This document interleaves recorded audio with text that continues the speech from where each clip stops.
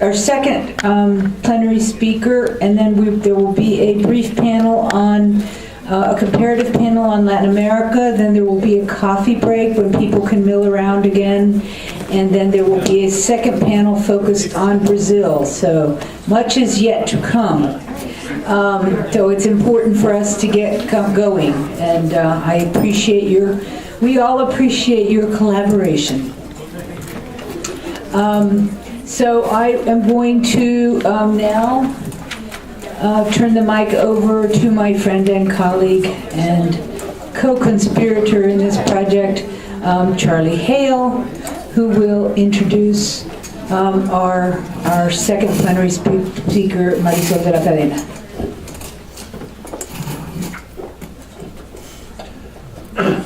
Hello everyone, good afternoon. What a terrific session this morning, and I'm sure what our speaker now, Marisol de la Cadena, will say will build on and deepen all the issues that were raised in the morning. It's a great pleasure to have the opportunity to introduce Marisol. She's professor of anthropology at UC Davis. She's author of a terrific book called Indigenous Mestizos, which challenges a whole series of orthodoxies around race, culture, identity, both in Peru and also in the way non-Peruvian scholars have looked at Peru. And it's widely read and admired in both in Latin American studies and theoretical, those interested in the theoretical issues that it raises.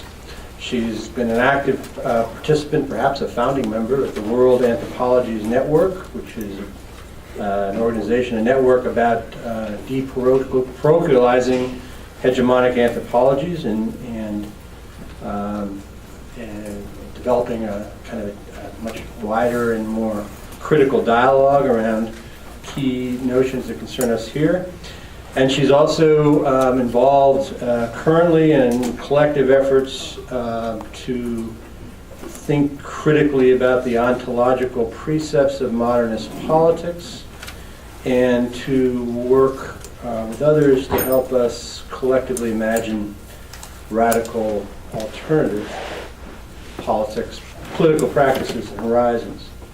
I'm a great admirer of Marisol's work. It's never the point to agree. It's always the point to be in dialogue and to accept her invitation to a dialogue that none of us can refuse if we feel seriously and deeply the commitment to address the monumental social problems that we face and the need, as was said this morning in the first keynote, to develop political strategies to analyze and address those problems, and to imagine radical alternatives.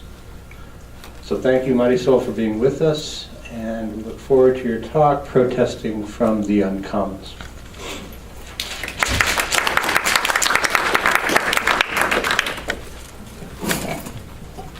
Thanks, everybody. It's a real pleasure, joy, and fun to be here. Thanks, Sonia, for organizing these and for inviting me. Thanks, Barbara.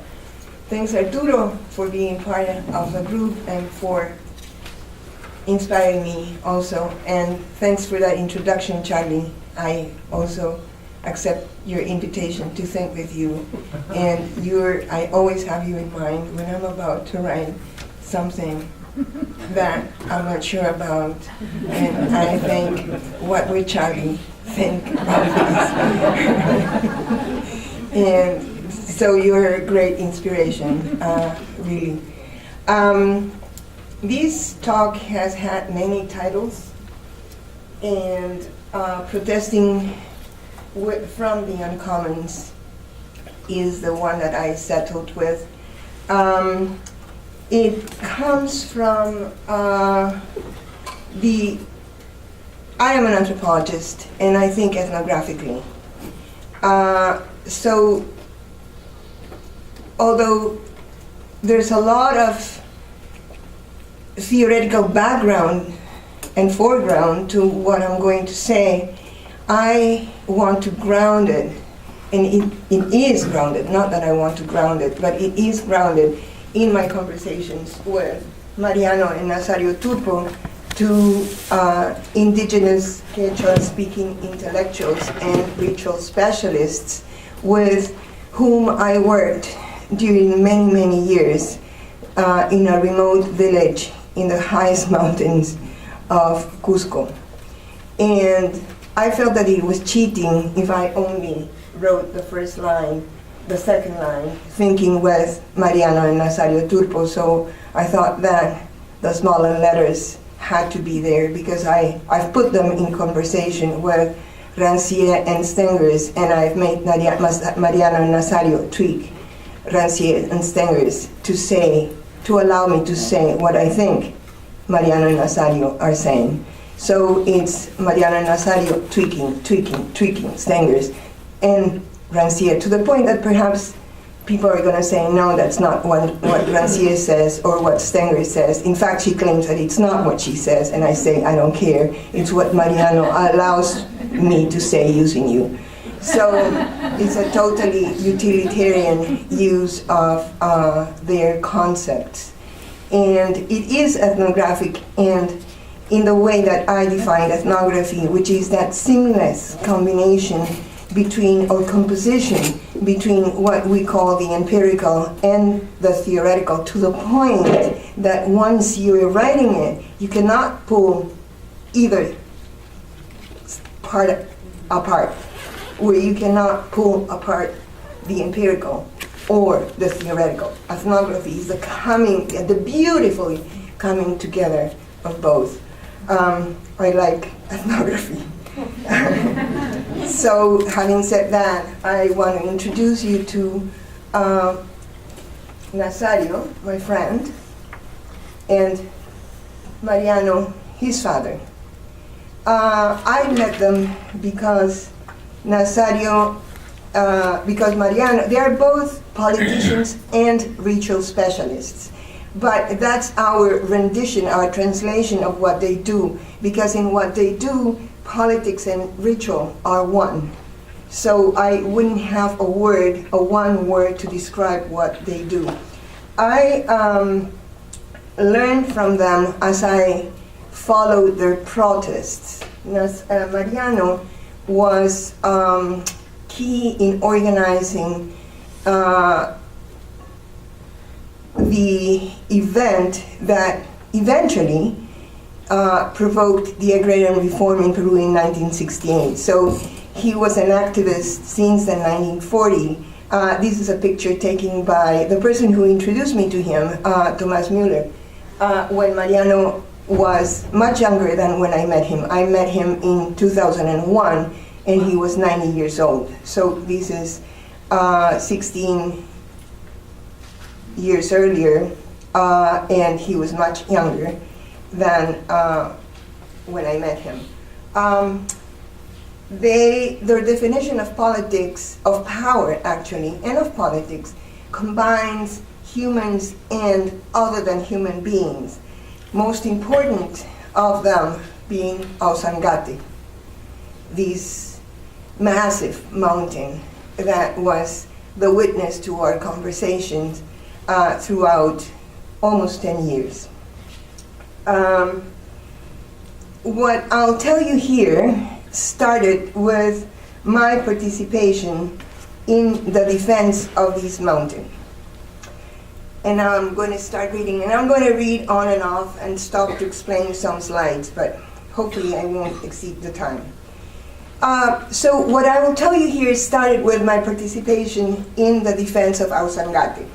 It was August 2006, and I had just arrived in Cusco for a 2 or 3 month stay. I received a phone call from Nazario, who told me he couldn't come to the house where I was staying. Instead, could I go to the Plaza de Armas of Cusco, the main square? There was a demonstration there. The people gathering on that day in the main square of Cusco had come from the region where Nazario's village is located, because a mining corporation was prospecting Ausangate, an earth being and also a mountain, and therefore a potential reservoir of minerals, possibly gold. So Ausangate was threatened. Earth beings are also known as huacas, entities for which colonial extirpators of idolatries like Cristobal de Albornoz in 1584 demanded destruction. It is impossible, he said, to take from them, these Indians, this superstition, because the destruction of these huacas would require more force than that of all the people in Peru in order to move these stones and hills. So Cristobal de Albornoz was an extirpator of idolatries, idols, like little icons like this. And in Peru, extirpators of idolatries found themselves with idols that were actually this. So it's impossible to remove from them their idolatries because we cannot destroy their idols. How are we going to destroy them? Earth beings is my translation from the word with which I met them, with which I met earth beings. And that word is tiracuna, plural for the Spanish. It's a combined Quechua and Spanish word that is a plural for tierras, earths. Cuna is the pluralizing form. So tira is tierra, and cuna the plural of tierras. And I'm going to use this moment to introduce another word that I'm going to be saying frequently, and that's runacuna, the word that refers for people in the plural. Okay, so the Albornoz translated huacas as stones and hills and took their enormity as the cause of the difficulty to eradicate what he considered superstitions. Removing them appeared impossible, for huacas were earths. 500 years later, mining corporations also translate earth beings as mountains and as a source of minerals, and therefore wealth. Unlike their colonial counterparts, they have the power to remove mountains, redirect rivers, or replace lakes with efficient reservoirs for water. So this is a lake in 1992, the superior part of the slide, and this is the lake in 2006. The power of mining corporations to undo what could have been an earth being. Extremely productive in economic terms, this technology is also extremely polluting, and it also represents the ultimate threat to earth beings. With it, they face nothing less than destruction. In 2006, mining ventures were knocking on the door of my friend's village. They were promising development, but the terms of this development threatened earth beings with destruction. However, and this was key, the destruction of Ausangate would be a complex phenomenon, for rather than exclusively human, the earth being would also participate in the event, and in response to the attempts at open pit mining, it would destroy the mining process and all of those nearby, including runacuna. And again, I remind you, runacuna is the word that we would translate as Indians. People reject it and they call themselves runacuna, and that's why I use it. A discussion among people who would be affected resulted in a coalition of people decided to prevent this kind of mining from happening. And it's only this kind of mining because mining in the Andes has been a colonial press since colonial times. There has been mining in the Andes. The difference is the technology now. The technology now destroys.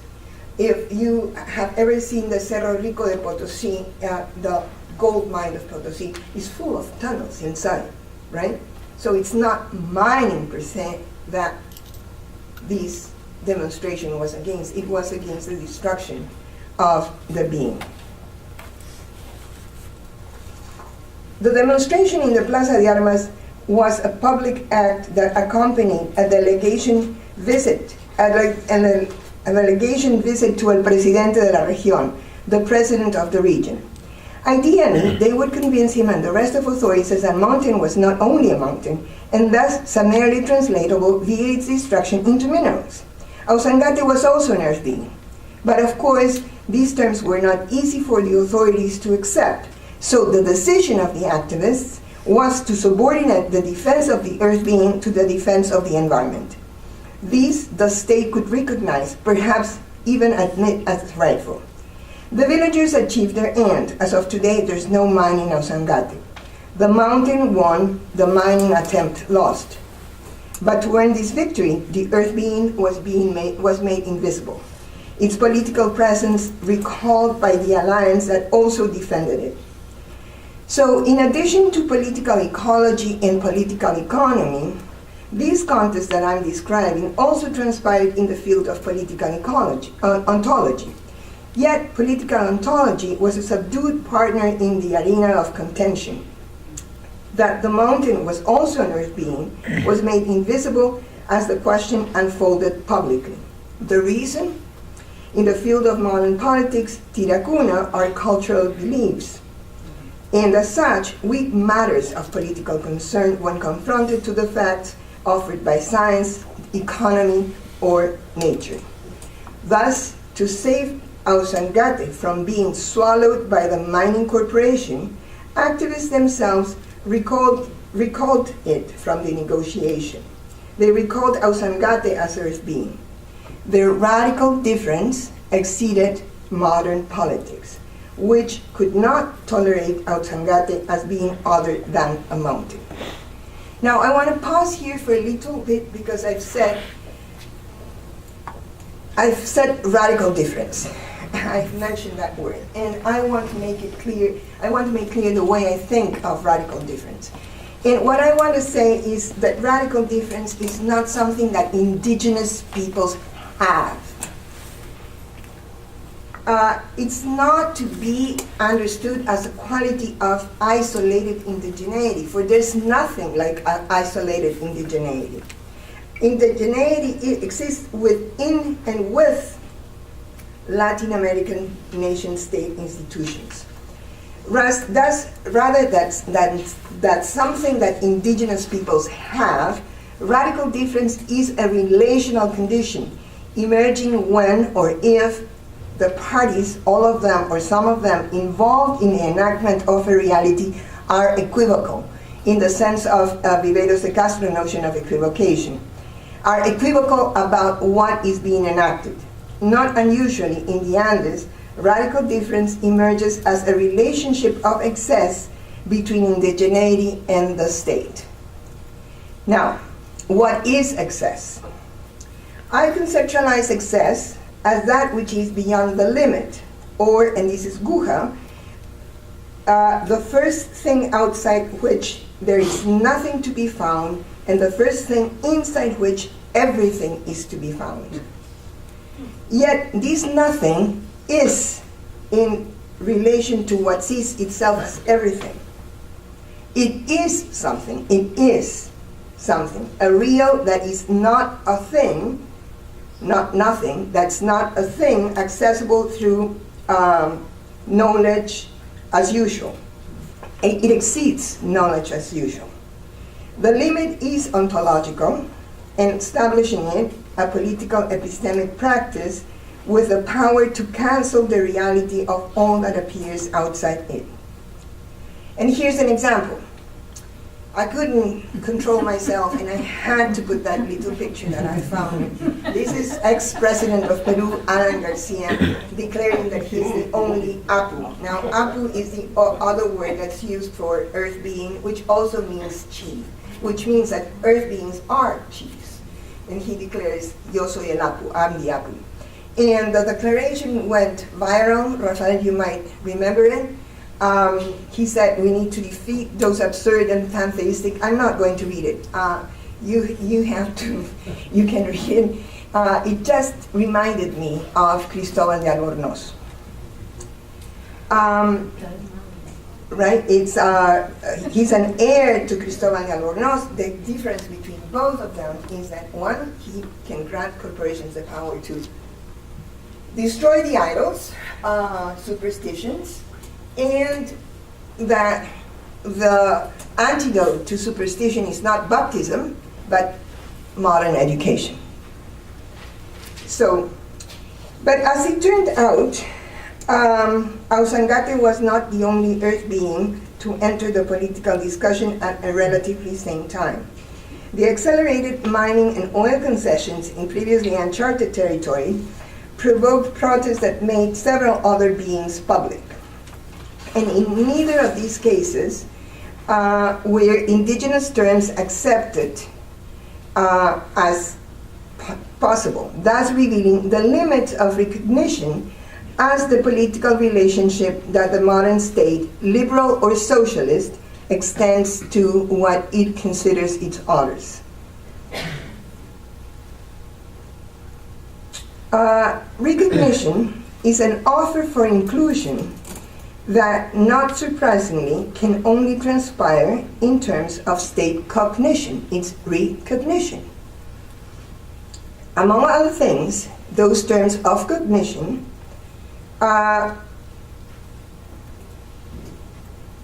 partition the sensible, and here is what I'm starting to use Francine, partition the sensible into a single nature and differentiated humans. Only humans can be political interlocutors of the state, and as such, as political interlocutors of the state, they cannot alter the agreement that other than humans are not, that other than humans do not exist. They are not. That's the agreement that cannot be altered. Thus, we can understand Garcia's tantrum. Earth beings cannot be, period. Give me a break. They are a non-event, and this is reminding also Trujillo's terms, the Haitian Revolution as a non-event. They are a non-event, and debating about their presence in modern politics is aphoretic. Left and right. Left and right mountains are nature, and earth beings are historical entities. Cultural beliefs to be pondered according to the rational distance from the West, the world that gave history to the rest. Modern politics is within a possible that can be recognized as historical. Here I want to break a moment to bring Sonia, Arturo's, and Evelina's Daniño's work into the conversation. That culture of politics, politics of culture, that has always been in the back of my mind, except that I'm replacing the word culture for the word ontology. Ontology of politics, politics of ontology. And what I'm going to be saying next is that politics has an ontology. It's not ontology-less. That ontology occupies a blind spot that from where politics says what is and is not political. So modern politics is within a possible that can be recognized as historical. This means that the enactment of what cannot be historical, that of what cannot be historically verified, is not a subject or object of politics because the reality is doubtful, to say the least. And this resonates with what Michal and Barbara were talking this morning. What cannot be recognized as happening is not. It's a failure. It doesn't exist. It's not. This ontological bottom line is not to be probed. It is the undisputed spot from where reality as we know it is enacted. Hence, opening up that spot offers the possibility of questioning the self-evidence on which the ontological makeup of modern politics rests. Politics needed not be historical, but it is, and undisputably so. I suggest that this requirement to be historical composes the coloniality of modern politics and the way it partitions the sensible. The latter is, let's see, not yet. The latter is a concept Rancière uses to refer to the distribution of the visible into activities that are seen and others that are not, and the division of the sayable into forms of speech that are recognized as discourse and others are discarded as noise. That's the partition of the sensible. There are things that can be seen, there are things that can be heard. Period. Ontologically underpinned by coloniality, entities, relations, or circumstances have to be historical to be politically heard or seen.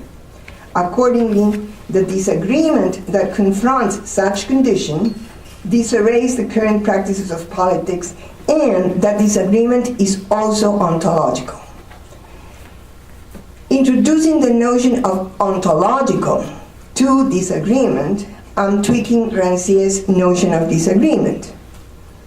As he conceptualizes it, the disagreement that is politics emerges from, quote, a wrong count of the parts of the whole.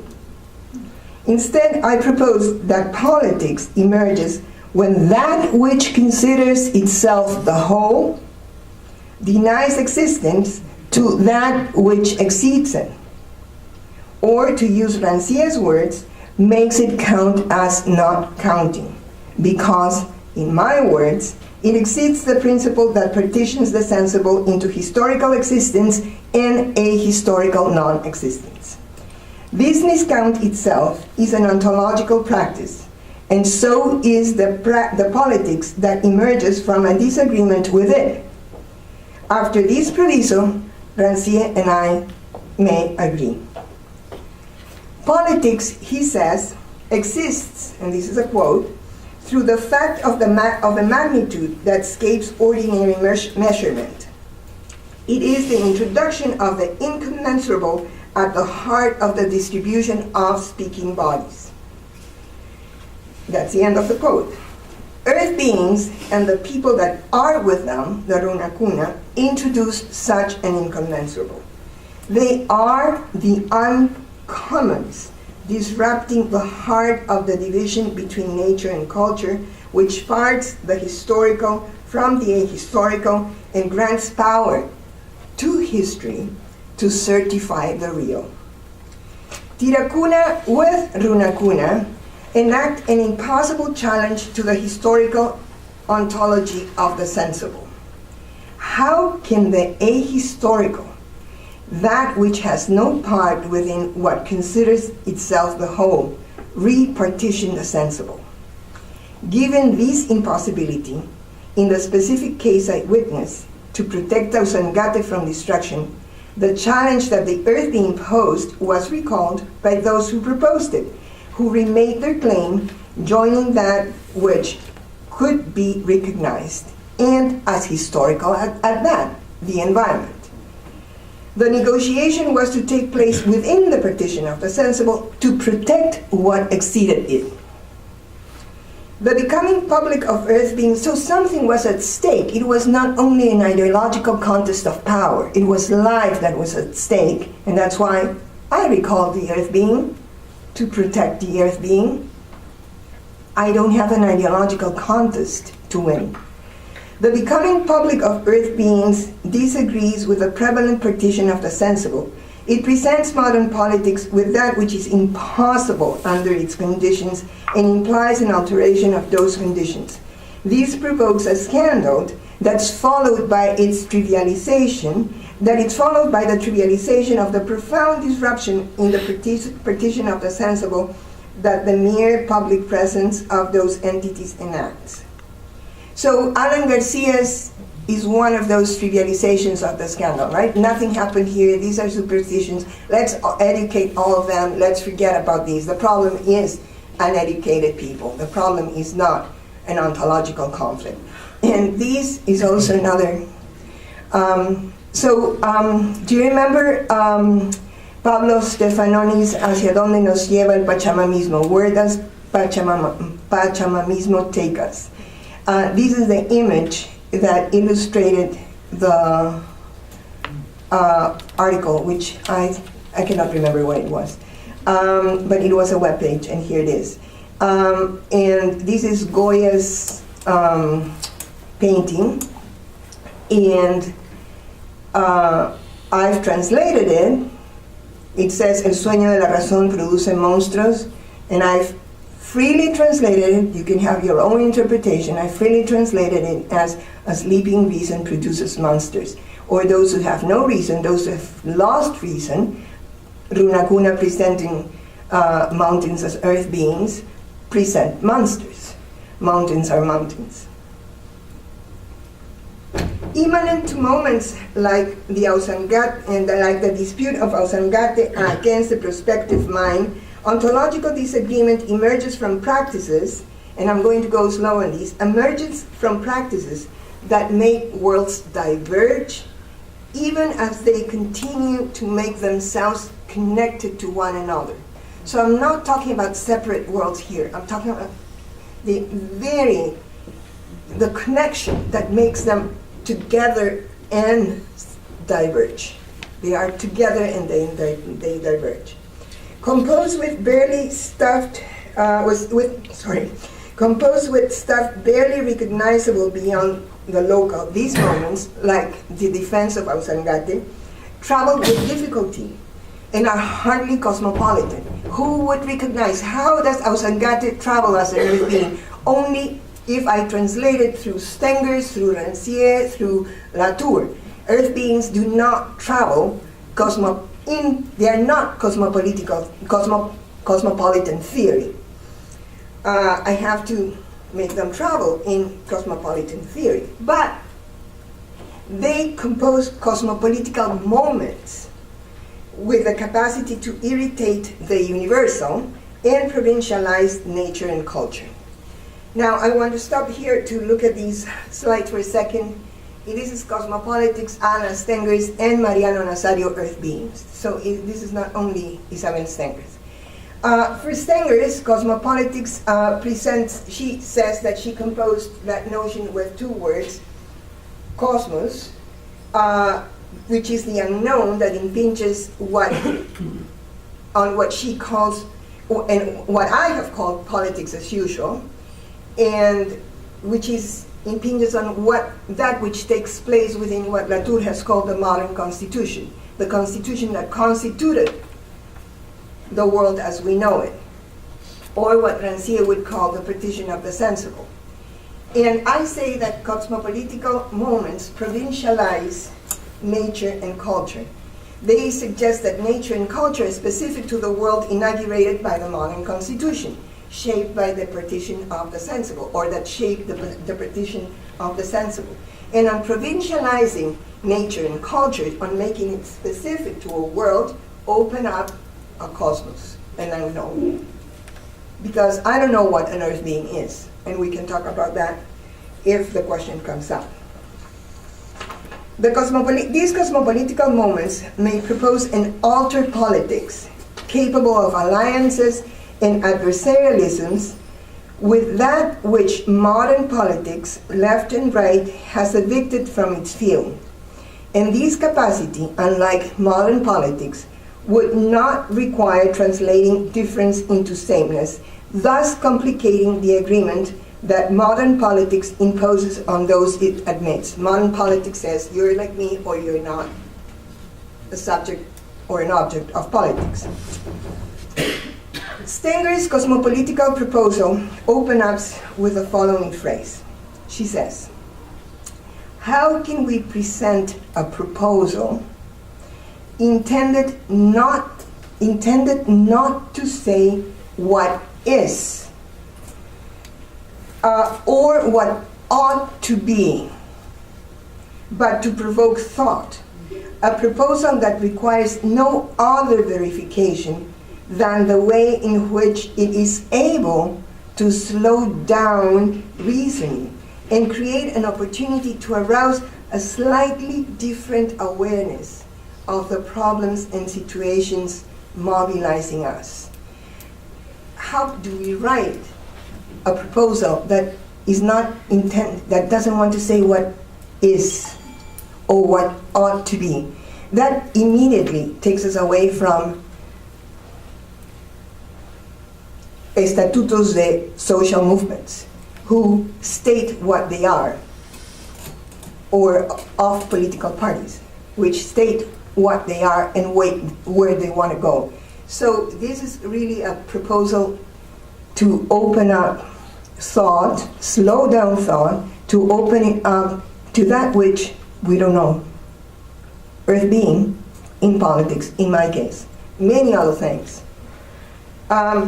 Thinking with Stenger's proposal and also tweaking it through my conversations with Mariano Nazario, my own proposal is by diverging from the established partition of the sensible, practices with earth beings propose a cosmopolitics, relations among worlds as a practice of politics without the requirement of ontological sameness. That is a decolonial practice of politics. Stenger's proposal is not Runacuna's proposal, of course. Yet, both are different from projects that know what they are and what they want to be and where they're going. And therefore, more frequent than not, they command, they tell us what to do and how to be. Instead, Stenger's cosmopolitical proposal wants to speak in the presence of, those are the words, her words, in the presence of those that may ignore commanding words. Those words that order to follow the partition of the sensible as a condition to have a political voice. And according to her, ignoring the command would mean a preference not to have a political voice. And that's something open, not to have a political voice. But ignoring the command, I say, may also mean following the command to have a political voice. And at the same time, continue to remain outside the partition of the sensible. So following the command and not, that's what I witness all the time living with my friends. So not following the command, not following the command, bringing earth beings into politics, and following the command, participating in municipal elections. Not following the command, following the command. And on doing both things, you're exactly not following the command, which is to be the same.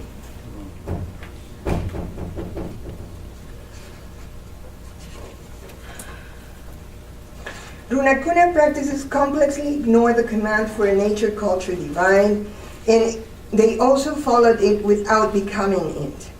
They were able to present a difference that escaped the command and slowed down the arena of what was foundational to the principle that partitions the sensible into humans and things, including other than humans interactions with modern institutions, the state, national, NGOs, international foundations. Runacuna practices enacted intriguing onto-epistemic ruptures with the world of those institutions and revealed divergence among worlds. Runacuna practices refuse to convert to the hegemonic divide while nevertheless participating in it.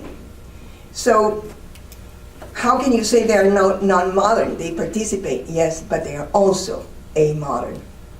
They also do things that modernity cannot stand. Now, the notion of politics, as I am using it here, and that emerged from conversation with Mariano Nazario, refers to negotiations with humans and other than human beings. It is not a universal anthropological category, which probably the notion of modern politics never was.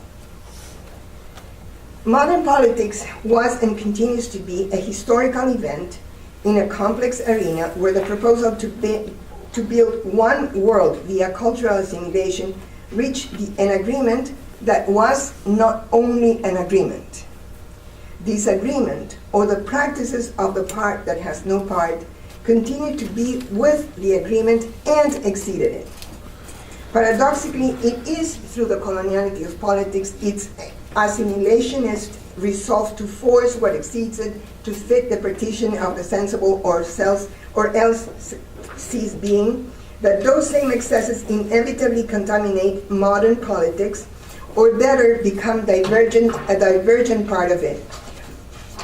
Rejecting them, like Alan Garcia did, does not cancel the contamination, nor does it protect those that perform the rejection from being contaminated, from not participating in the divergence. The other is always part of them as much the other way around. This is a partial connection that neither modern politics nor indigeneity escape. Rather, they are entangled in each other and exceed each other in mutual radical difference, while at the same time participating in similarity, one that complexly is not only similarity.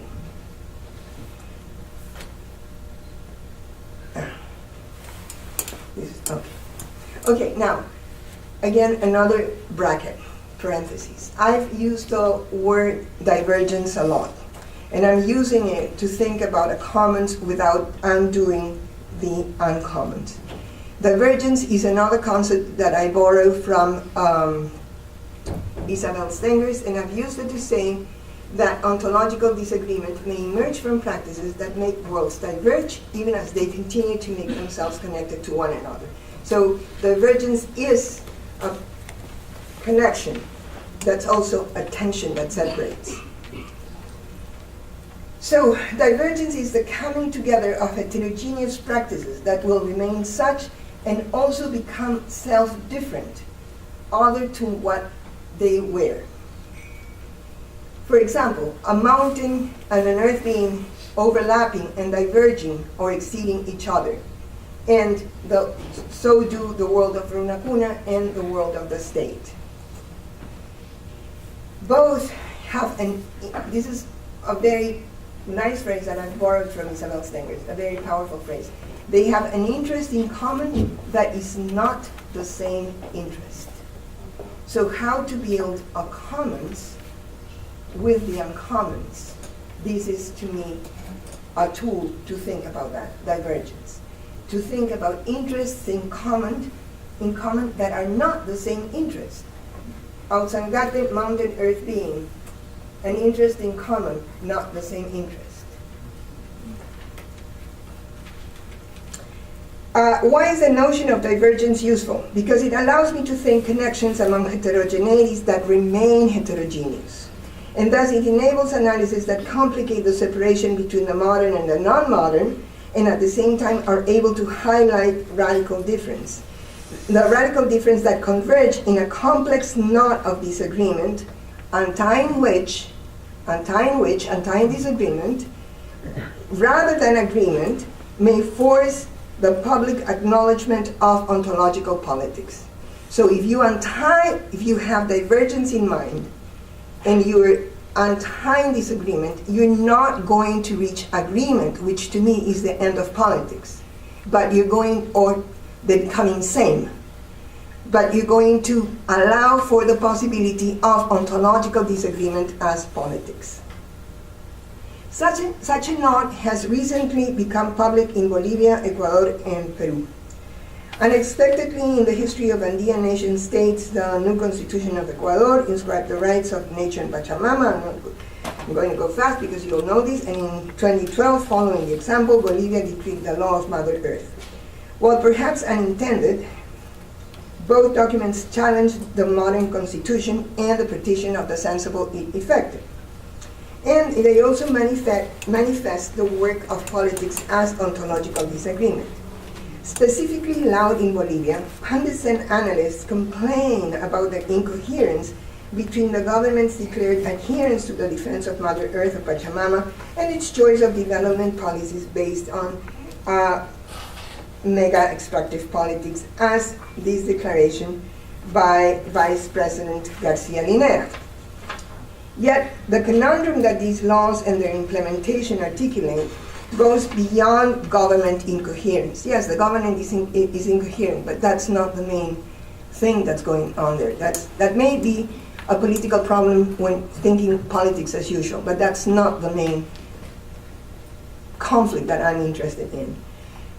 This conundrum is made with questions about what the practices and the entities they engage with, either in confrontation or adherence, are, what the practices or the entities are, and the way they might inconvenience the established sensible, threatening with tearing its fabric, or at least poking it.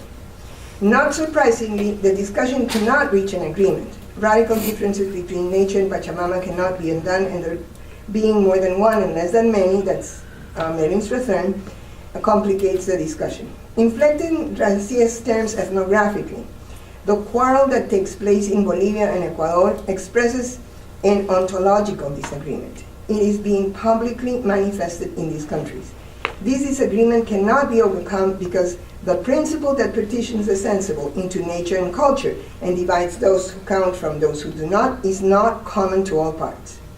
This disagreement manifests the impossibility of a community. It's an ontological dispute made public that continues to be dismissed. And that is part of the ontological politics itself. Persistently present, even those politicians and pundits that impatiently denounce the scandal that the presence of other than humans in politics represents, find themselves caught in the ontological dispute, albeit unevenly, has become a constituted element of the Andean political atmosphere. These quotes by Garcia, Linera, and Correa, and the previous one by Alan Garcia, are located at this precise site.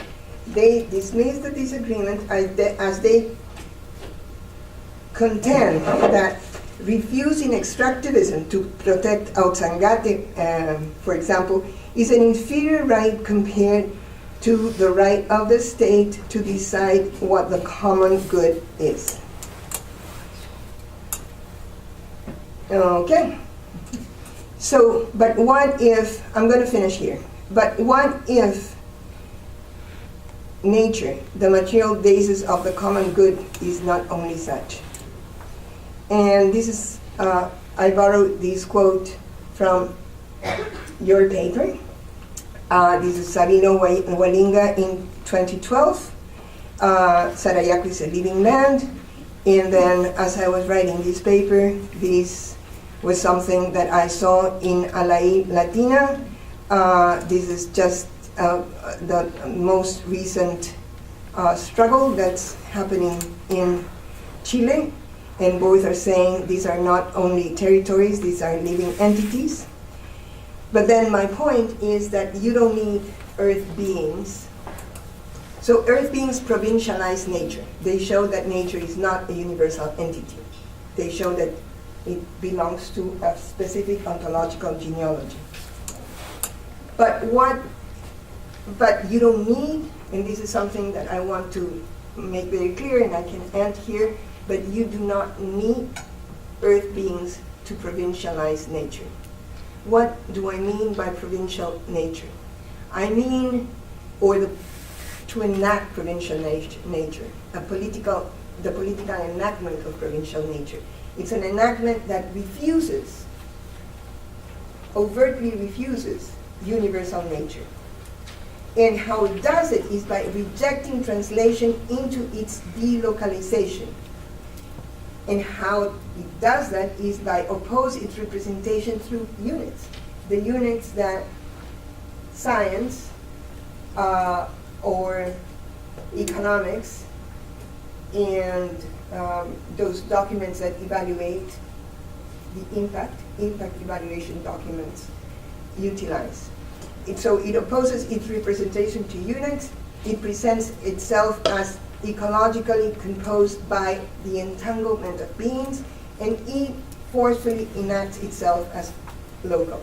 This is a picture of, and I'll end with this, the picture of Guardianes de las Lagunas, a struggle that's been going on for how many years, Rafael, I cannot remember, and they are not defending earth beings there. What they are doing is enacting provincial nature. Nature is local. What is us, plants, animals, rocks, against the pretension of the corporation of exchanging water for water. So you have water in that lagoon, I'm going to give you a reservoir. Water is water. And what they are saying is, water is us. It's plants, animals, rocks, what you have in these territories that we are also. This is not an earth being. So you do not need earth being to analyze, to think about confrontations that are ontological confrontations, that are about ontological disagreement. Okay.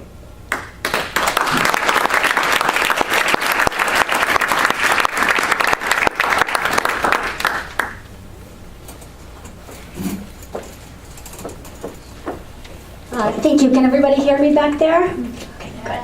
Yes, okay.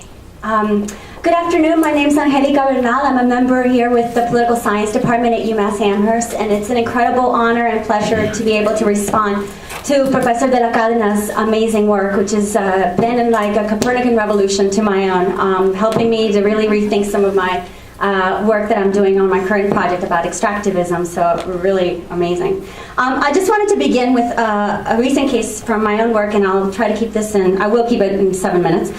Just about, I work in Ecuador, and recently, as some of you that are more familiar with this situation and protests in Latin America know, protests against extractivism has been huge. And in Ecuador in particular, in late August of 2013, you had these mass protests igniting over President Correa's decision to abandon what was called the Yasuni ITT initiative, which is an initiative that was to protect one of the most biologically diverse and delicate regions in the Amazon, and also home to at least 5 indigenous populations. It's also home to the country's richest oil fields. The idea was that this was an idea originally by indigenous groups and ecological groups, but Correa co-opted it, as he does many ideas, and presented it as we're going to set up a fund, a fund in the UN Development Program, to where basically we're going to ask the world to contribute about $3.6 billion, and if the world fails, then we'll open it up. By August 15th, 2013, he said, well, the world has failed us. We've only raised $13.1 million, and now we're going to open up this region. Now, in reaction to this move, something incredible happened for a president that has enjoyed incredible popularity and a hegemonic power, which is that you had the eruption of violent protest in late August and September, bringing thousands of indigenous and non-indigenous protesters to the streets of Quito. Now, in protesting Correa and government's actions against aggressive extractivism, indigenous and environmental activists did something unprecedented in such a large scale, which is they took to the streets, doing something unique, making the presence of earth beings.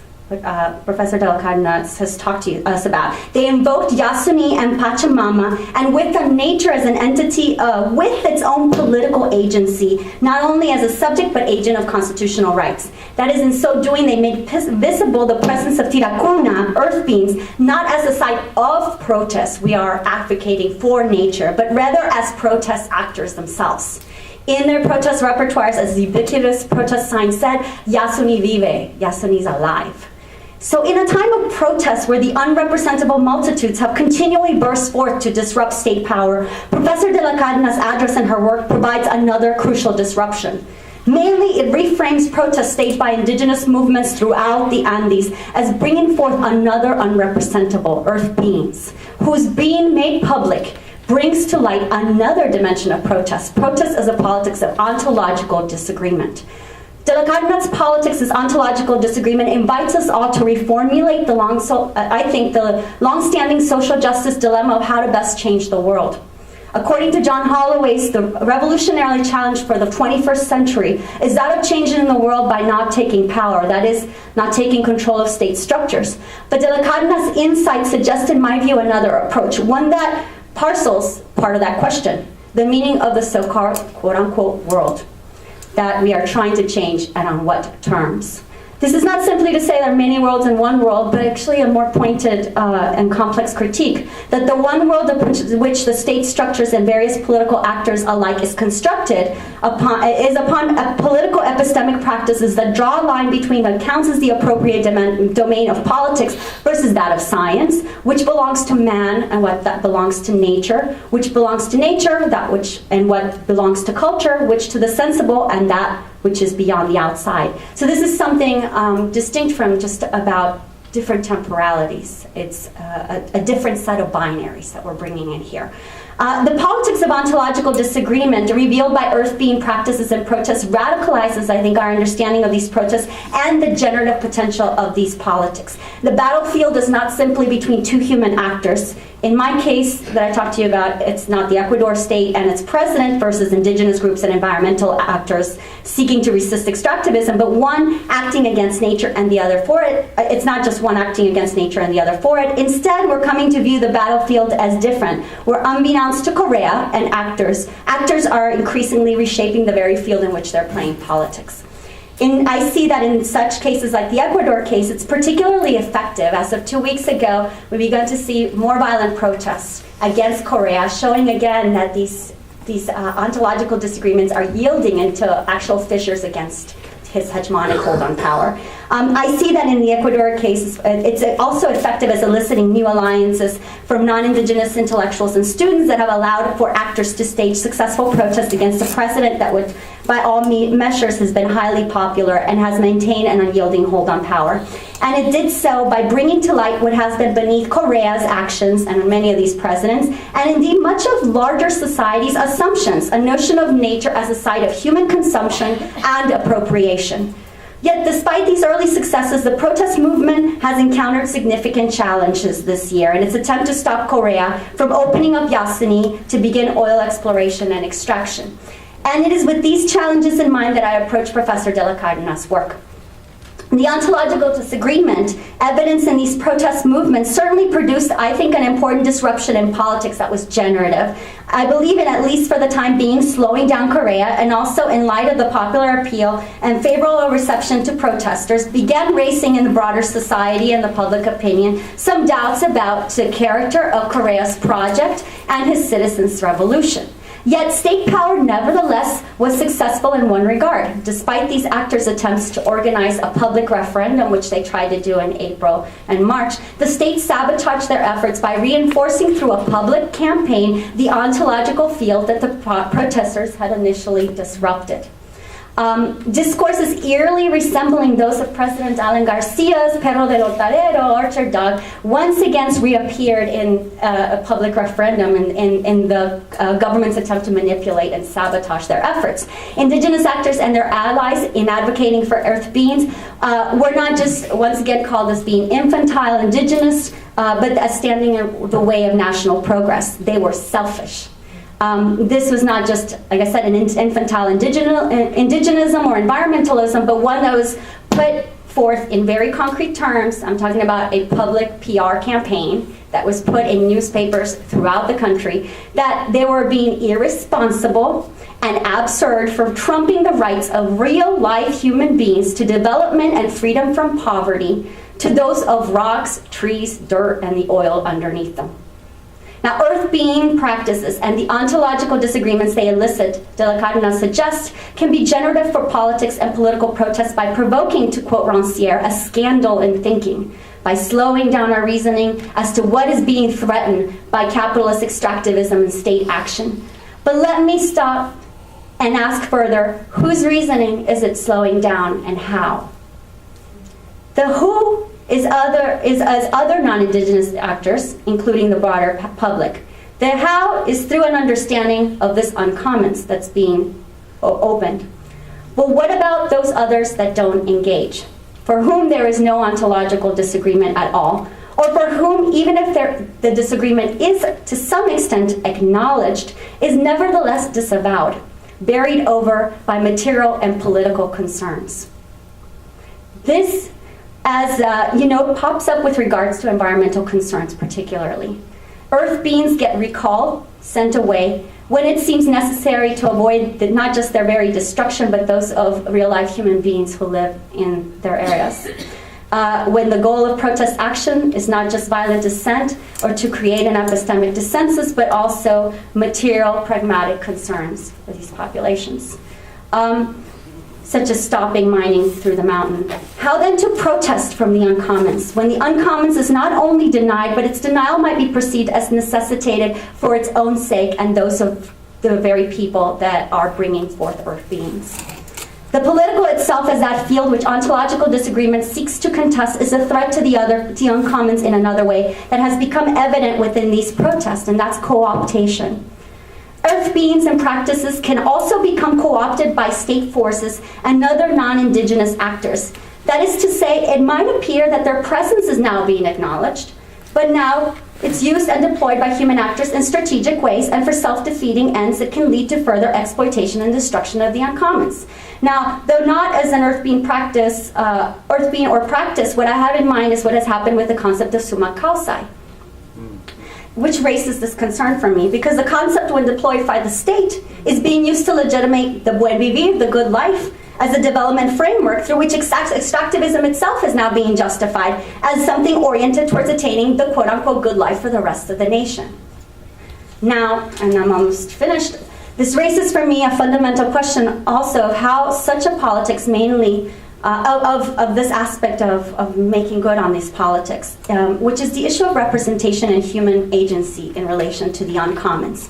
This is a critique that has been leveled against my own work and the article that you so kindly cited, and my attempt to also make room for earth beings in politics. I've been asked, how can earth beings and the uncommon become part of politics and acknowledged as part of, quote unquote, of a reality when the uncommons emerge through human actors, that is, human actors represent, whether it's Mariano, but also yourself and myself, who've done ethnographic work, we're doing that work of representing. So how can the unrepresented be represented and emerge in that way? And as you say, radical difference is not just something indigenous people have, but the radical difference of the uncommons, of mountains, lagoons, and other non-human beings that cannot speak on their own or act politically, some would say, but depends upon their articulation by human actors and the significance it has for them in terms of their own cosmology. And in relation to building a politics for non-indigenous actors predicated upon its insights, how is that possible without translation?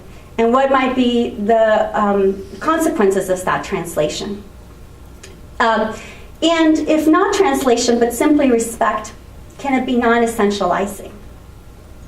I agree with you today that in the context of not just Latin America, but in other struggles by indigenous actors all over the world over the state's exploitation of natural resources on ancestral lands, a politics of the uncommons is more needed than ever. The generative quality of such protests has and continues to draw the battle lines of contention at another level, and it is at a level that can generate new modalities of action to revitalize and transform the decolonial movement in countries like Ecuador and others.